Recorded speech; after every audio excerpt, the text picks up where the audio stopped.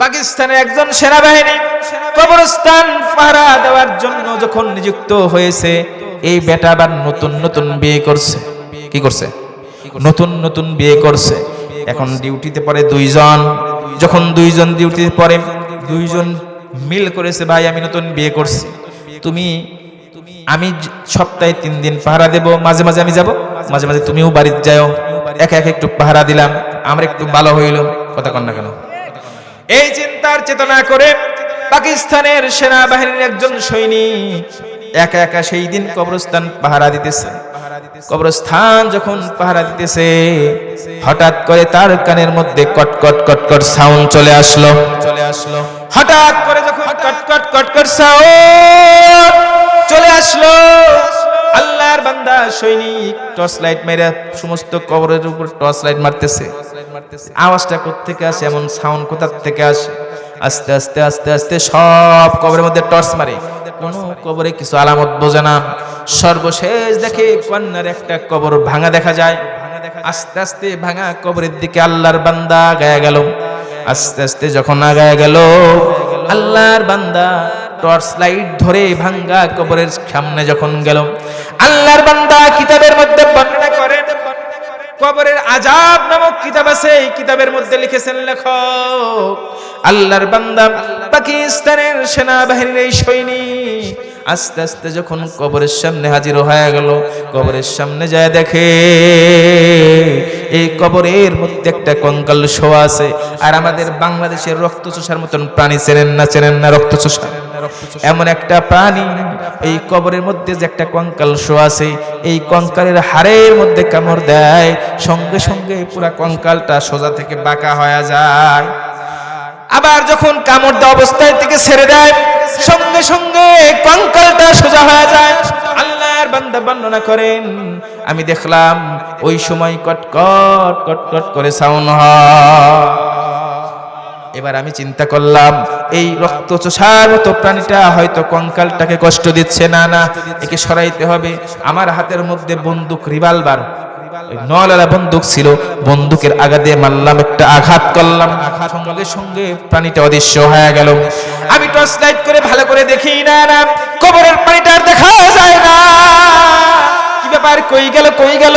কবরের পানিটা নাই। হঠাৎ করে উধাম, আবার টর্চ লাইট মারলাম, না কোথাও দেখা যায় না।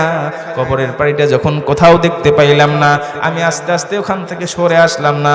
এবার আমি আমার গন্তব্যের দিকে যাই। যখন আমি পিছন থেকে কবরটা পিছনে ফেলে আমি গেটের দিকে অগ্রসর হইতে লাগলাম, আমি আস্তে আস্তে যাই, কেমন যেন মনে হয়, কি এমন ফুসফুস ফুসফুস আওয়াজ মনে হয় আমার কানে ভেসে উঠলো। কেন ফুসফুস আওয়াজ তো সাপের হয়, জোরে কর না কেন? আমার মনে হইল, আল্লাহর বান্দা বর্ণনা করেন, আমার মনে হইল ফুসফুস ফুসফুস সাউন্ড, এমন আওয়াজ কোত্থেকে আসে? আমি পিছনে ঘুরে যখন তাকাইলাম, পিছনে ঘুরে তাকায় দেখি ওই রক্তচোষার মতন প্রাণীটার আকৃতি অনেক বেড়ে গেছে, অনেক বড় হয়ে গেছে। হা করে আমার দিকে জিহ্বাটা বের করে আগায় আসতেছে। আমি প্রাণের ভয়ে, জানের ভয়ে বন্দুক আর রিভলভার আর লাইট সব ফেলায় মারলাম দৌড়। আমি আগে আগে যাই, কবরস্থানের এই প্রাণীটা পেছনে পেছনে আমার দিকে এইভাবে দৌড়ে দৌড়ে আসতে থাকে। আমি যতই দৌড়াই, কবরের এই প্রাণীটা ততই দ্রুত আমার দিকে অগ্রসর হইতেছে আর হইতেছে। এইভাবে যখন শুরু হয়ে গেল, এবার আমি যাইতে যাইতে দেখলাম সামনে একটা জলাশয়। আমি জলাশয়ের মধ্যে নিজের জীবনটা বাঁচানোর জন্য লাফায়া পড়লাম।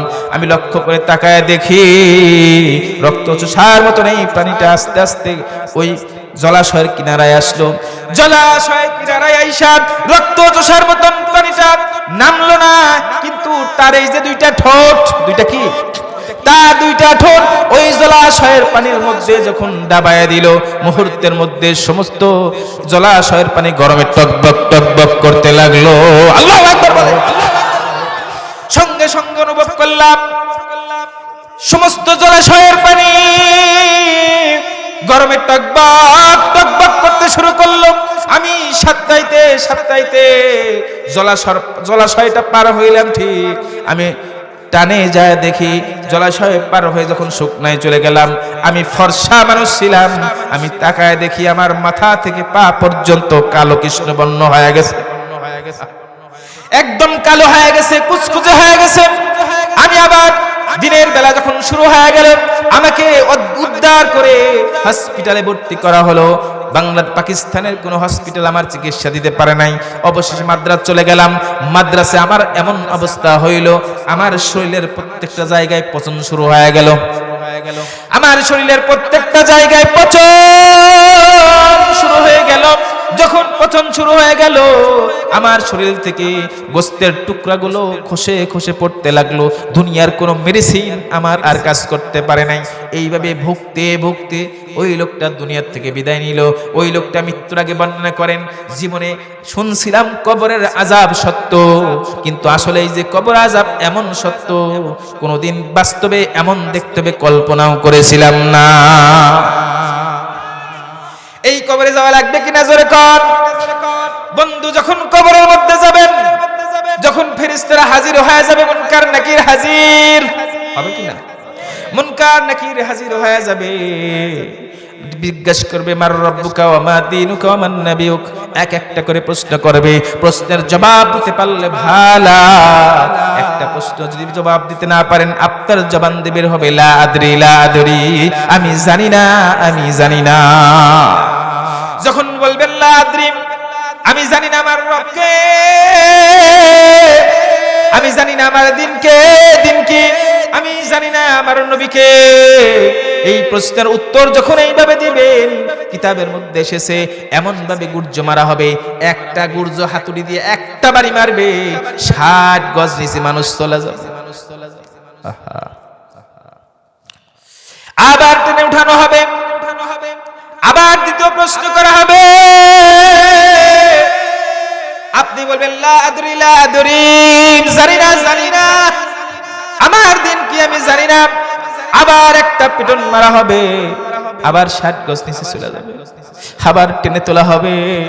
এই বন্ধু মুসলমান, সেই কবরে যাওয়া লাগবে না, লাগবে না আমার বন্ধু মুসলমান। কবরে যদি যাইতে চান, কবরের সামান গুছায়া তারপর যাওয়া লাগবে। জোরে কোন ঠিক কিনা? এই তাফসীরুল কোরআন মাহফিলে আমরা এসেছি, উদ্দেশ্য আছে না নাই?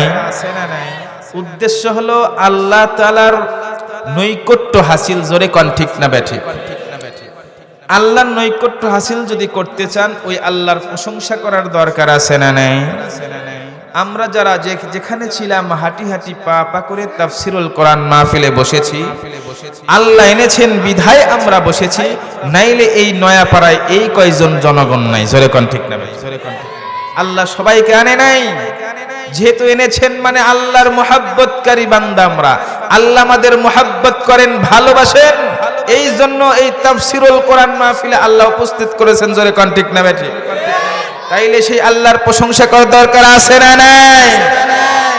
যেই মালিক আমাদেরকে নিয়ে এসেছেন মোহাব্বত করে, ভালোবেসে, শরীরকে সুস্থ রেখে, মনকে সতেজ রেখে, ঈমানি চেতনায় উজ্জীবিত হয়ে এই পর্যন্ত নিয়ে এসেছেন। আরামের ঘুমকে হারাম করে, প্রচন্ড শীতকে উপেক্ষা করে আল্লাহ নিয়ে এসেছেন। এই জন্য সকলেই সেই আল্লাহর প্রশংসা করার কালিমাতুশ শুকর আদায় স্বরূপ মালিকের শেখানো ভাষায়, মালিকের দেওয়া জবানে উচ্চ আওয়াজ করে আলহামদুলিল্লাহ। অতঃপর সেই নবীর প্রতি দরুদ এবং সালাম, যিনি বিশ্ব মানবতার মুক্তির দিশারি, উম্মতের কান্ডারি, রাহমাতুল লিল আলামিন, ইমামুল মুরসালিন, খাতামান নবিয়্যিন, যাকে কেন্দ্র করে আল্লাহ তাআলা রব্বুল আলামিন तमाम कुल कायनात सृष्टि করেছেন, যার উসিলায় আমরা আজ পর্যন্ত দুনিয়ায় শান্তিতে বসবাস করতে পারতেছি, সেই নবীর প্রতি দরুদ এবং সালাম পেশ করি। সকলে অন্তরস্থল থেকে মহব্বত নিয়ে, ভালোবাসা নিয়ে, প্রচন্ড আবেগ নিয়ে সেই নবীর উপর দরুদ পড়ি। সকলেই জবান খুলে পড়ি মুহাম্মাদুর রাসূলুল্লাহ। আমরা আল্লাহর প্রশংসা করলাম। আপনাদের কাছে আমার প্রশ্ন হলো, বলেন দেখি, আল্লাহর প্রশংসা করে কেউ শেষ করতে পারবেনি? আমার বন্ধুগণ, গভীর মনোযোগ। আল্লাহর প্রশংসা করে দুনিয়ার কেউ শেষ করতে পারবে না, এটা আদৌ সম্ভব না। জোরে কোন ঠিক কিনা? কিন্তু আল্লাহ তাআলা রব্বুল আলামিন বলেন, বান্দা, তোমাদের জীবনের জন্ম থেকে নিয়ে শুরু করে মৃত্যু পর্যন্ত যতক্ষণ দুনিয়ায় থাকবা সব সময় আমার প্রশংসায় পঞ্চমুখ হয়ে থাকা লাগবে। এর মানে হলো আল্লাহর গোলামি, আল্লাহর দাসত্ব, অর্থাৎ আল্লাহর গোলাম হয়ে দুনিয়ায় বসবাস করা লাগবে। জোরে কোন ঠিক কিনা? রব্বুল আলামিন বলেন, ওয়ামা খালাকাতুল জিন্না ওয়াল ইনসা ইল্লা লিয়াবুদুন। রব্বুল আলামিন বলেন, রে বান্দারা, আমি মানব এবং দানবকে বানিয়েছি, এরা শুধুমাত্র কেবলমাত্র আমার ইবাদত করবে সব সময়। এই বন্ধু মুসলমান, সব সময় আল্লাহর ইবাদত করা মানে আল্লাহর প্রশংসা করা। এমন একটা ইবাদত দেখান যে ইবাদতের মধ্যে আমার আল্লাহর হাত নাই, আমার আল্লাহর প্রশংসা নাই। জোরে কোন ঠিক কিনা? মানুষের জন্ম থেকে নিয়ে শুরু করে মৃত্যু পর্যন্ত সব সময় সব ইবাদতের মধ্যে আমার আল্লাহর প্রশংসা করতে হয়। মানুষ যখন দুনিয়ায় ভূমিষ্ঠ হয়, বলেন তো দেখি, ডান কানে আর বাম কানে আজানে কামত দেওয়া লাগে কিনা? আওয়াজ দিয়ে বলেন, লাগে কিনা? শুরু হয় যে আল্লাহু আকবার, আল্লাহু আকবার, আল্লাহ সবচাইতে বড়, আল্লাহ সবচাইতে বড়। এই ধ্বনি দিয়ে মানুষের জীবন শুরু হয়ে গেল। কথা কন না কেন? এর মানে বোঝা গেল মানুষের জীবন শুরু হয়ে গেল আমার আল্লাহর প্রশংসা দিয়া। আবার মানুষ যখন মারা যাবে, জানাজার নামাজ পড়াবে, ওখানেও তাকবীর আছে না নাই? আর জোরে বলেন, আছে না নাই? তাইলে বোঝা গেল নামাজে দাঁড়াইবেন তো আল্লাহু আকবার বলে আপনি দাঁড়ায় গেছেন। কি বলেন? এখানে আল্লাহর প্রশংসা আছে না নাই? আপনি যখন রুকুতে চলে যাবেন, সুবহান রাব্বিয়াল আযীম, প্রশংসা আছে না নাই? আপনি যখন সিজদায় অবরত হবেন, ওই সিজদা করলেও সুবহান রাব্বিয়াল আ'লা আছে না নাই? এর মানে বোঝা গেল, আমি বুঝাইতে চাই বান্দা, আল্লাহ তাআলা রব্বুল আলামিন এমন সিস্টেম করে দুনিয়ায় মানুষ পাঠাইছেন যে মানুষ সব সময় আল্লাহর প্রশংসায় পঞ্চমুখ থাকবে। তাইলে প্রশংসায় যদি পঞ্চমুখ থাকি, আমাদের যেই ভাষা আল্লাহ শিখাইছে, আমরা যে আল্লাহর প্রশংসা করি, বলেন তো দেখি প্রশংসা করে কি শেষ করা যায়? এই জন্য কবি বলেন, কি করে করি আমি, কি করে করি আমি শুকরিয়া তোমার, খুঁজে পাই না যে ভাষা হৃদয়ে আমার। ঠিক কিনা কথা বলে? আল্লাহর প্রশংসা কি করব, ওই ভাষায় তো অন্তর খুঁজে পায় না। এই জন্য আল্লাহ শিখাই দিলেন, বান্দা আমার যতই প্রশংসা করো, আমার প্রশংসা করে শেষ করা সম্ভব। জোরে কোন সম্ভব? আল্লাহ শব্দ শিখাইলেন, বান্দা পরিপূর্ণ প্রশংসা যদি করতে চাও, আমার প্রশংসা করে শেষ করতে পারবা না। তবে এমন একটা লফজ, এমন একটা শব্দ তোমাদের শিখাইয়া দিলাম, এই শব্দ যদি কোনো বান্দা অন্তর থেকে উচ্চারণ করে, তাইলে আমি মালিকের পূর্ণাঙ্গ প্রশংসা হয়ে যাবে। জিজ্ঞাসা করা হলো, আসমানের মালিক কি লফজ শিখাইলে, কি এমন শব্দ আমাদেরকে শিখাইবেন যেই শব্দ বলার সঙ্গে সঙ্গে আপনার পূর্ণাঙ্গ প্রশংসা হয়ে যাবে? রব্বুল আলামিন বলেন, আমার প্রশংসা পূর্ণাঙ্গ যদি বান্দা করতে চাও, সুন্দর করে পড় আলহামদুলিল্লাহ। এই জন্য কবি বলেন, কি করে করি আমি শুকরিয়া তোমার, খুঁজে পাই না যে ভাষা হৃদয়ে আমার। ও আল্লাহ, তাই তো বারে বারে বলি আলহামদুলিল্লাহ,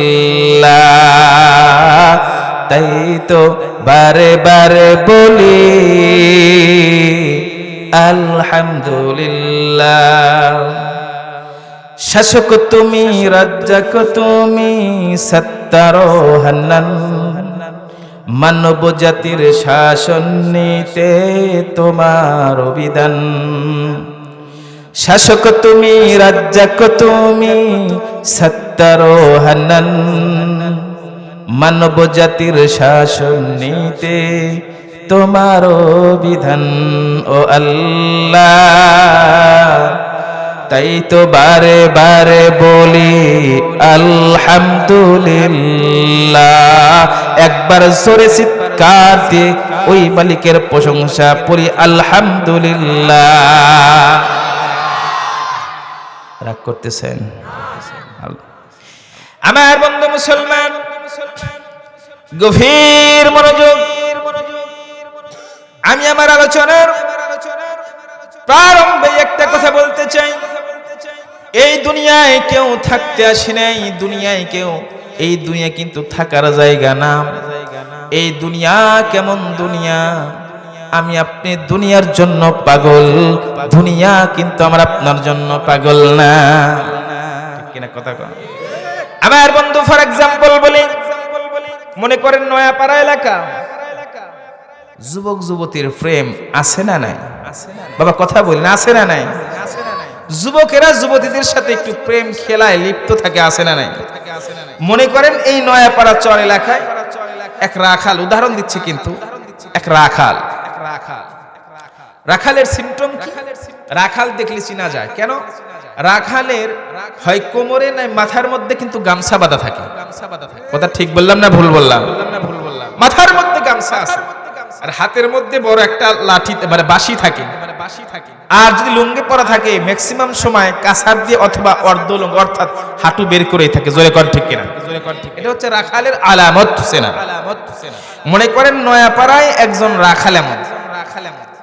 আমার বন্ধু মুসলমান, মনে করেন নয়াপাড়ায় এমন একজন রাখাল যখন গরুয়ার মহিষ চড়াইতে আপনাদের দাগে চলে গেছে, বিশাল বটগাছ থাকে না দাগের ভিতরে, ওই বটগাছের মধ্যে সমস্ত গরু ছাগল ছেড়ে দিয়ে বটগাছের নিচে সুন্দর করে হেলান দিয়ে বসে বাঁশি বাজায়। ঠিক বললাম না ভুল বললাম?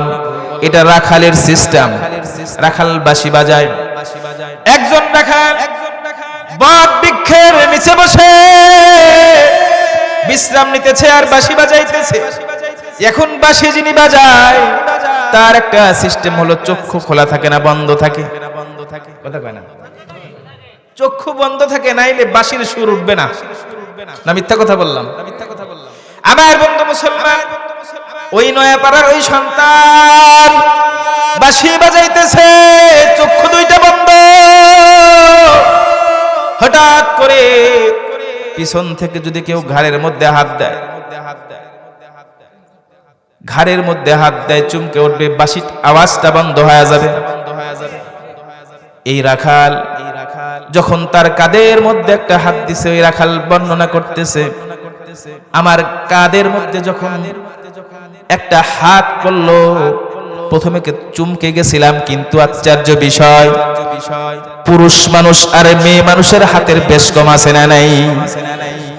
পুরুষ মানুষ যদি ঘাড়ের উপর হাত দেয় তো শক্ত শক্ত ভাব, আর মহিলা মানুষ যদি ঘাড়ের উপরে হাত দেয় ওই হাতটা কিন্তু নরম। জোরে কোন ঠিক না? ওই হাতটা নরম। আল্লাহর বান্দা রাখাল বর্ণনা করেন, যখন আমার ঘাড়ের মধ্যে হাত লাগাইছে আমি বুঝতে পারলাম, হায় হায়, এটা পুরুষ মানুষ হবে না, কারণ এত সুন্দর কোমল হাত পুরুষ মানুষের হয় না। আমি যখন পিছন ফিরে তাকায় দেখলাম, মুখটা ঘুরাইয়া যখন পিছনের দিকে তাকাইলাম, আমি দেখতে পাইলাম রূপবতী সুন্দরী একটা যুবতী আমার ঘাড়ের মধ্যে হাত দিয়েছে। সঙ্গে সঙ্গে বাঁশি বাজান বন্ধ হবে না, আবার চালু হবে। বাঁশিটা আবার সুন্দর করে কোমরে গামছার মধ্যে গুইজা নিলাম। এবার আস্তে আস্তে যখন ঘুরে দাঁড়াইলাম, ওই রাখাল বর্ণনা করে, এত সুন্দর সুশ্রী চেহারার যুবতী আমার এই চোখ দ্বারা ইতিপূর্বে কোনোদিন দেখি নাই। সুবহানাল্লাহ। আল্লাহ তাআলা রব্বুল আলামিন এমন কিছু মেয়েদের সৌন্দর্য দান করেছেন, আবার পুরুষদের এমন আছে ব্যক্তি তাদের দিকে তাকাইলেই দেখতে ইচ্ছা করে। জোরে কোন ঠিক না বেঠি? একটু জোরে কোন ঠিক না বেঠি? যদি উদাহরণ দিতে চাই, ইউসুফ পয়গম্বরের দিকে তাকান। ইউসুফ পয়গম্বরকে দেখা জুলাইখা পাগল। যখন জিনিসটা জানাজানি হয়ে গেল, রাজ্যের অন্যান্য উচ্চ পর্যায়ের মেয়েরা বলে হায় হায়, জুলাইখা রাষ্ট্রপ্রধানের স্ত্রী হওয়ার পরেও সামান্য একটা দাস ইউসুফের জন্য কেন পাগল? জুলাইখা বলল, ওদেরকে তো বর্ণনা করে লাভ নাই, একটু দেখান লাগবে। বোঝানোর জন্য সবাইকে দাওয়াত করলো। আরে এই রাজ্যের যত সুন্দরী সুন্দরী রমণী আছো সবাইকে দাওয়াত করলাম, তোমাদেরকে ইনভাইট করলাম, দাওয়াত করলাম, চলে আসো। ডেট দেওয়া হলো, তারিখ দেওয়া হলো, দাওয়াত পত্র প্রদান করা হলো। দাওয়াত পেয়ে সকলেই সমস্ত সুন্দরী সুন্দরী রমণীগুলা, সুন্দরী সুন্দরী যুবতী হাজির হয়ে গেল। কিতাবের মধ্যে লিখেছেন, যখন যুবতীদেরকে এক একটা করে চেয়ার আর টেবিলের সামনে চেয়ার পেতে বসতে দেওয়া হলো, চারদিকে সবার হাতের মধ্যে একটা করে প্লেট, বাম হাতের মধ্যে আপেল, ডান হাতের মধ্যে চাকু প্রদান করা হলো। বলল, ও আমার মহিলারা, যেই পর্যন্ত আমি রানী তোমাদেরকে অর্ডার না করব, আদেশ না করব, ওই পর্যন্ত তোমরা আপেল কিন্তু কর্তন করবা না, কাটবা না। বলে ঠিক আছে, ঠিক আছে তাই। এবার যখন সবাই আপেল কাটার জন্য প্রস্তুতি নিল, বাম হাতের মধ্যে আপেল, ডান হাতের মধ্যে চাকু, প্রস্তুতি নিল আপেল কাটবে। ঠিক এই মুহূর্তের মধ্যে জুলাইখা ডাক দেয়, ইউসুফ ঘরের মধ্যে হাজির হয়ে যাও। ইউসুফ পয়গম্বর যখন ঘরের মধ্যে হাজির হয়ে গেছে, তাফসীরে কারকগণ লিখেছেন, সমস্ত রমণীরা ইউসুফের দিকে তাকাইছে। এই সময় ইউসুফের দিকে যখন তাকাইছে, এত সুন্দর চেহারা দিয়ে আল্লাহ ইউসুফ পয়গম্বরকে বানাইছে। একবার যদি কেউ দেখে ইউসুফ পয়গম্বরের জন্য পাগল হয়ে যায়। সুবহানাল্লাহ। এত সুন্দর করে আল্লাহ বানাইছে, সবাই যখন পাগল। এইবার জুলাইখা ডাক দিয়ে বলে, রমণীরা, আরে সুন্দরীরা, এবার তোমরা তোমাদের আপেল কেটে ফেলো। তাফসীরে কিতাব সাক্ষী দেয়, ইউসুফ পয়গম্বরের দিকে তাকাই আপেল কাটতেছে। কিছুক্ষণ পর জুলাইখা ইউসুফকে বের করে দিছে ঘর থেকে। এবার চিৎকার চেঁচামেচি শুরু হয়ে গেছে। সব রমণীরা দেখি ইসপিস ইসপিস করতেছে, চিৎকার চেঁচামেচি, হায় হায়। বলে কি হয়েছে? বলে দেখে প্রত্যেকেরই হাতের আঙ্গুল কাটতেছে। জোরে কোন সুবহানাল্লাহ। ইউসুফ পয়গম্বরের দিকে তাকাইছে। তাহলে কি সুন্দর যদি আল্লাহ ইউসুফ পয়গম্বরকে বানাইছিল। আমার বন্ধু মুসলমান, তাই ইউসুফ পয়গম্বরের চেহারা এত সুন্দর, আমরা বুঝিও সুন্দর, আমরা কেউ সুন্দর। আমার আল্লাহ বলেন, লাকাদ খালাকনাল ইনসানা ফি আহসানি তাকওয়িম। আল্লাহ বলেন, আমি সুন্দর অবয়ব দিয়ে মানুষ তোমাদেরকে বানাইছি। ইউসুফ পয়গম্বর যেমন সুন্দর, আমার আল্লাহর কাছে আমি আপনিও সুন্দর। সুবহানাল্লাহ। বলবেন হুজুর আপনি ফর্সা মানুষ, বলতেই পারেন, আমরা তো কালা মানুষ। এই বন্ধু মুসলমান, আপনার গায়ের রংটা কালো হয়েছে, কি হয়েছে? আল্লাহ ঘোষণা করছে আপনি সুন্দর। এর চাইতে বড় কোনো দলিল আর লাগবে নাকি? এর চাইতে বড় দলিল আর লাগে না। আল্লাহ দলিল দিয়েছেন। ছোট্ট একটা ঘটনা মনে পড়লো, বলবো এই সুন্দর নিয়া। আমার বন্ধু মুসলমান, আপনারা হযরত ইমাম আবু হানিফার নাম তো শুনেছেন। হযরত ইমাম আবু হানিফা রাহমাতুল্লাহি আলাইহি যখন ছাত্র, মাদ্রাসার ছাত্র, ওই সময় হঠাৎ করে একজন মানুষ আইসে তার ওস্তাদের কাছে বলে, হুজুর একটা তো ব্যাককেল মার্কা কাজ করছে। বলে কি কাজ? আমি বলছি আসমানের তারকা থেকে যদি, বউকে বলছি আসমানের চাঁদের চাইতে যদি তুমি সুন্দর না হও তুমি তালাক। মাসআলা অনুযায়ী এখন চাঁদ সুন্দর না ওই কাইলা বেটি সুন্দর? কথা কন না কেন? এই কথা কয় না, চাঁদ সুন্দর না কাইলা বেটি সুন্দর? এই মেয়ে মানুষ আর চাঁদ সমান হলো?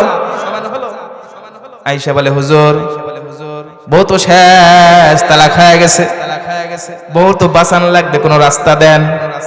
হুজুর বলে সম্ভব না, চাঁদ তো সুন্দর, একবার তোমার বউয়ের দিকে তাকাও, একবার চাঁদের দিকে তাকাও, চোখ বুঝে বলো তো কে সুন্দর। যুবক বলে হুজুর চাঁদই তো সুন্দর। আবার চোখ বন্ধ করে মিলাও, কয় হুজুর কাইলা বেটির থেকে চাঁদই সুন্দর। বারবার প্রশ্ন করে, সুন্দর কয় যেহেতু চাঁদই সুন্দর তো তোমার বউ বাঁচাবো কেমনে? ইমাম আবু হানিফা রাহমাতুল্লাহ আলাইহি ছাত্র মানুষ সামনেই আছে, ডাক দেখায় হুজুর যদি বেয়াদবি না নেন এটা তালাক হয় নাই। বেটা কয় কি তালাক হয় নাই মানে? চাঁদই তো সুন্দর, তালাক হওয়ার কথা। কয় হুজুর আল্লাহ কোরআনে বলছে তালাক হয় নাই, কোরআন থেকে দলিল দেব, সুবহানাল্লাহ কোন। উস্তাদ ডেকে বলে বাবা আবু হানিফা কি জবাব দিবা দেখি, কোরআন থেকে দাও। কয় হুজুর আপনি পড়েন নাই লাকাদ খালাকনাল ইনসানা ফি আহসানি তাকওয়িম? উস্তাদ জি আপনি কি পড়েন নাই? আল্লাহ তাআলা রব্বুল আলামিন ঘোষণা করে দিল মানুষকে আমি আল্লাহ সুন্দর অবয়ব দিয়ে সৃষ্টি করেছি, সুন্দর আকৃতি দিয়ে বানাইছি। আল্লাহই বলল মানুষ সুন্দর। হুজুর ওই বেটি কি মানুষটা মানুষের বাইরে? সুবহানাল্লাহ জোরে কোন। ওস্তাদকে প্রশ্ন করতেছে হুজুর এই বেটি বলেন তো দেখি যাকে তালাক দেওয়া হলো এই মানুষটা মানুষের বাইরে? নিঃসন্দেহে মানুষ। আল্লাহ বলল সুন্দর, আপনি কোন সুন্দর না? চাঁদের ব্যাপারে তো আল্লাহ কোরআনে কোথাও বললো না চাঁদ সুন্দর, কিন্তু মানুষ সুন্দর আল্লাহ বলেছেন, জোরে বলেন ঠিক কিনা? তালাক হইছে। ইমাম আবু হানিফা ছাত্র অবস্থায় ফতোয়া দিয়া দিল, এ বেটা তোমার বউ নিয়া কাইলা হলেও তোমার বউ সুন্দর, জোরে কোন ঠিক না বেঠি? কালা বউ যাদের রাগ করেন না, রাগ করতেছেন, কালা হইলেও সুন্দর। আমার বন্ধু মুসলমান বলতেছিলাম, মনে আছে যুবকের কথা? আল্লাহর বান্দা যুবক উনি বর্ণনা করেন, আমার ঘরের মধ্যে যখন নরম হাতের ছোঁয়া পড়ল, হাতের ছোঁয়া পেয়ে আমি বুঝতে পারলাম পুরুষ মানুষ নয়, মেয়ে মানুষ। যখন আমি পিছনের দিকে তাকাইলাম আমার চোখ তো আর নিচে পড়ে না হুজুর। তাকায় দেখি এত সুন্দর যুবতী, এত সুন্দর আকৃতির চেহারা, এত সুন্দর ডাগর ডাগর চুল, লাউয়ের ডগার মতো তার নাক, হীরার মতো তার দাঁত। সুবহানাল্লাহ কোন। এত সুন্দর চেহারার মেয়ে আমার জীবনে হুজুর দেখি নাই। আমি আশ্চর্য হয়ে গেলাম, ডাক দিয়ে বললাম এই যুবতী কে? তুমি কে? যুবতী শুধু খিলখিল করে হাসে, কোনো জবাব দেয় না। যখন কোনো জবাব দেয় না আমি ওই যুবতীকে বললাম, যুবতী কি তোমার পরিচয়, কি তোমার বাড়িঘর আমাকে বলো। যুবতী শুধু হাসে আর বলে আমি বলবো না, বলবো না, শুধু হাসে আর হাসে। বলেন তো এমন হাসির মধ্যে, রহস্যময় হাসির মধ্যে দুষ্টামি আছে না নাই? আরে নয়াপাড়ার যুবকেরা ভালো করে শোনো, যেই মেয়ের দিকে তাকাইলাম যদি দেখো মুস্কি মুস্কি আর মিষ্টি মিষ্টি হাসে, মনে রাখো হাসির মধ্যে ভেজাল আছে। কথা কন। যুবকরা রাগ করতেছে না মনে হয়? মনে রাখো তোমাদের দিকে তাকায়া ওই যুবতী হাসলো আর মনে করলা কাজ হয়েছে, আমার হাসি ফেলাইছে, ওই হাসার মধ্যেই শেষ। রহস্য ওই হাসার মধ্যে আছে না নাই? কি রহস্য বলতেছি সামনে। আমার বন্ধু মুসলমান,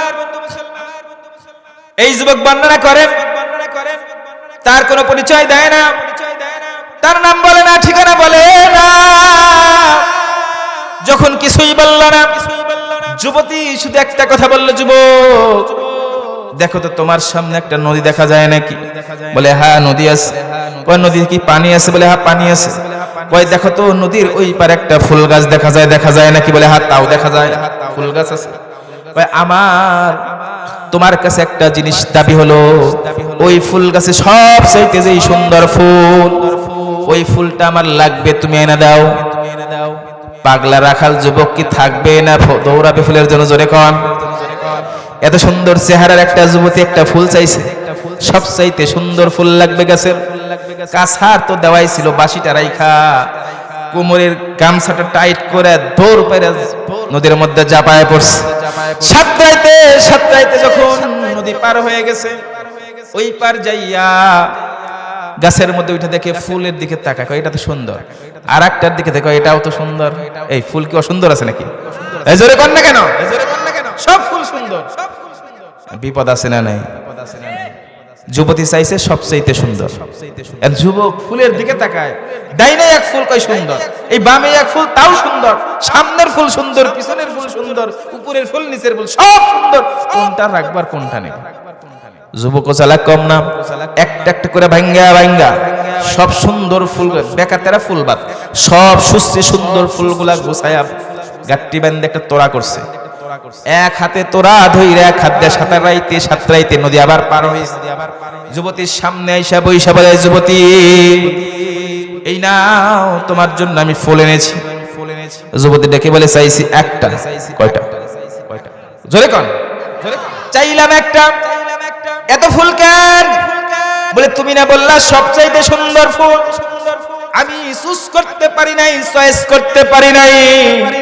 আমি যেই ফুলের দিকে তাকাই আমার মনে হয় এটাই সুন্দর, আবার মনে হয় না এটা সুন্দর, আর একটার দিকে তাকাই ওটাও সুন্দর। এমন চরিত্রের ছেলে আমাদের সমাজে আছে না নাই? ওই মেয়ের দিকে তাকায় কয় সুন্দর, আর এক মেয়ের দিকে তাকায় কয় এটাই সুন্দর, আর এক মেয়ের দিকে তাকায় বলে এটাও সুন্দর। কথা কয় না? চরিত্র মিলছে নি? বলে সব সুন্দর, এই জন্য একটা নিয়ে আসি নাই, সব নিয়ে আসলাম। এবার এই সুন্দরের মাঝখান থেকে তোমার কাছে যেটা সুন্দর লাগে ওইটা তুমি বেছে নাও।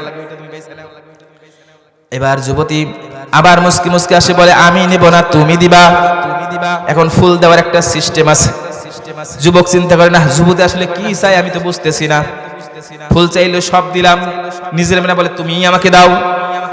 এই যুবক বর্ণনা করেন, এবার আমি অন্তরের মধ্যে একটু সাহস নিলাম, সাহস নিয়া সুন্দর করে ফুলের তোড়াটা লইয়া ডান হাঁটুটা জমিনে গেড়ে সুন্দর করে বললাম, আই লাভ ইউ। আছে না নাই? এ কথা কয় না? এর যুবকেরা বলো না তোমরা এরকম সুন্দর করে যুবতীরা বলতেছে আই লাভ ইউ। কারণ যুবকের কাছে ফুল চাইছে, সমস্যা তো আছে, নাইলে ফুল দিলাম ফুল নেই না বলে তুমিই দাও। যুবক বুকে সাহস নিয়া ফুলের তোড়া ধইরা বেটা একটা দেব না, সবটি সুন্দর সবটি দেব। একটা সুন্দর করে গাইরা হাঁটু গাইরা ডান হাত দিয়ে বলতেছে, যুবতীকে বলতেছে তোমাকে আমি ভালোবাসি, আই লাভ ইউ, এই নাও তোমার জন্য ফুল। যুবতী আবার সাদরে ফুল গ্রহণ করেছে। তাইলে বলেন চরিত্র ভালা না খারাপ? আর একটু জোরে কর। এবার আল্লাহর বান্দি যুবতী ফুল যখন গ্রহণ করেছে, বলে ঠিক আছে তোমার এই ভালোবাসাটা অ্যাকসেপ্ট করলাম, গ্রহণ করলাম। যখন বলছে গ্রহণ করলাম, এবার যুবক কি ওই ফুল দিলে থাকবে না, দাঁড়ায় যাবে। সুন্দর করে ফুলটা যুবতীর হাতে দাঁড়ায় গেছে। দাঁড়ায় বলে আসে একটু কোলাকুলি করে। এবার যুবতী এক লাফ দিয়ে 3 হাত পিছায় গেছে। 3 হাত? কয় হাত? বলে না না না, কোলাকুলি করা সম্ভব নয়। বলে কেন? বলে দেখো তুমি বেগানা পুরুষ, আমিও বেগানা নারী। ইসলাম বলে বেগানা নারী পুরুষ দেখাই তো জায়েজ নাই। আর তুমি কোলাকুলি করতে চাও, কোলাকুলি যদি করতে চাও পদ্ধতি সিস্টেম ইসলাম দিয়েছে, বিবাহ করা লাগবে। জোরে কোন ঠিক না বেঠিক? আমার যুবকেরা শুধু কোলাকুলি করতে চায়, বিয়ে করতে চায় না। জোরে কোন? ভুল বললাম, মিথ্যা বললাম? এই এলাকার যুবতীরা সাবধান, যুবকের ওই হাঁটু গাড়া ফুল নিয়ে পাগল হইও না। এই যুবক কিন্তু উইঠা আবার বলবে এসব কোলাকুলি করি। ঠিক বললাম না ভুল বললাম? এই যুবকের চরিত্র এমন। অতএব না না না, দেখো যুবতী কি বলে, 3 হাত পিছায় গেছে না, ইসলাম সমর্থন করে না। আমি বেগানা নারী, তুমি বেগানা পুরুষ। এতক্ষণে হুশ আসছে, আমিও বেগানা নারী, তুমিও বেগানা পুরুষ। দেখায় জায়েজ নাই। এই সময় কোলাকুলি করতে চাও, তবে সিস্টেম আছে। কোলাকুলি যদি করতে চাও বিয়া করা লাগবে। যুবক কয় আমারে বিয়া করবানি, আমি কিন্তু রাখাল। কয় না, মন দিয়ে যদি ভালোবাসা থাকলে আমার রাখালে সমস্যা নাই। কিন্তু ভালোবাসা জানালা দিয়া অভাবের তাড়নায় যখন ভালোবাসা জানালা দিয়াও পালায় আসে না নাই, সামনেই দেখেন আসবে। এবার যখন বলে ঠিক আছে, আল্লাহর বান্দা যুবক বলতেছে যখন ভালোবেসে ফেলেছে, বিয়ে যখন করতে চাও চলো কাজীর দরবারে দৌড়াই। দৌড়াইতে দৌড়াইতে যুবক আর যুবতী এলাকার কাজীর দরবারে হাজির। কাজীর দরবারে যখন হাজির হয়ে গেছে, এই রাখাল ছেলে কাজীকে ডেকে, কাকা আঙ্কেল তাড়াতাড়ি দরজাটা খুলেন। বলে কেন? বলে আমার বিবাহ করায় দেওয়া লাগবে। পাত্রী কই? যুবক সুন্দর করে সাইড হয়ে গেছে, যুবতীর পিছনেই যুবতী দাঁড়ায়, যুবতীর দিকে তাকাইয়া এই কাজী আর নজর ফিরায়। এত সুন্দর চেহারা, রাখালের লোকে বিয়ে বসতেছে, রাখালের পায়ের মধ্যে রয়েছে এখনো গোবর, ঠ্যাঙ্গের মধ্যে এখন চোনার গন্ধ, জোরে কোন ঠিক কিনা? রাখাল মানুষ তো, রাখাল মানুষ তো। এই যুবতী এর বিয়ে করবে? কি রে, আমরা কি করলাম জীবনে? এই হুজুরেরা আমরা জীবনে কি করলাম? কন্যা ঠিক কিনা, জোরে কন। আমরা হুজুরেরা কালাবাউলিয়া ঘুমাই, আসলে কি তাই? আসলে তাই না? আমার বন্ধু মুসলমান, আল্লাহর বান্দা যুবক যখন সাইড হয়ে গেছে, এবার কাজী সাহেব বলে, যুবক তুমি এই যুবতীরে বিয়ে করতে চাও? এই যুবতী কি তোমার সাথে বিবাহ বসতে রাজি আছে? বলে হ্যাঁ রাজি আছে। আমি পার্সোনাল জিজ্ঞেস করতে চাই। ঠিক আছে চাচা করেন। পার্সোনাল ডাক দিছে, এই মেয়েদিকে আসো, তুমি একটু সরে যাও। যুবকরে বলতে, তুমি একটু 3 হাত পিছনে চলে যাও, আমাদের কথোপকথন তোমার শোনা যাবে না, তোমার শোনা যাবে না। আচ্ছা ঠিক আছে। যুবক একটু দূরে চলে গেছে, দূরে চলে গেছে। ডাক দেয় যুবতী, তুমি কি এই যুবকরে বিয়ে করবা? বলে হ্যাঁ করব। কই কেন করবা? কই ও আমারে ভালোবাসে। কি বাসে? কই ও আমারে ভালোবাসে। কই ভালোবাসে, ও তো নিজেই খাবার জুটাইতে পারে না। আমি কাজী, আমার কাজ কি তুমি জানো? বলে না। বলে আমার কাজ হলো আমি কাজী মানুষের বাড়িতে বাড়িতে বিয়ে পড়াই, এলাকার মহল্লা মসজিদে ইমামতি করি, একটা মাদ্রাসায় পড়াই। আমার কিন্তু অনেক সুনাম, আমি দাওয়াত খাই 14 বাড়ি। কোন বাড়ির রান্না কেমন আমি ভালো করে বলতে পারি। প্রত্যেক দিন আমার খানা এক বাড়ির থেকে আসে, আমার চাইতে উন্নত খাবার বর্তমানে মহল্লায় আর কেউ খায় না, জোরে কোন ঠিক কিনা? মিথ্যা কথা বললাম? ইমাম সাহেবের খানা বা মাদ্রাসায় ওস্তাদের খানা ওই যে পালি ভিত্তিক বলা হয় এলাকায়, কি বলেন? পালি তো পালি ভিত্তিক বলা হয়, যে পালি অর্থাৎ এক একজন এক এক দিন।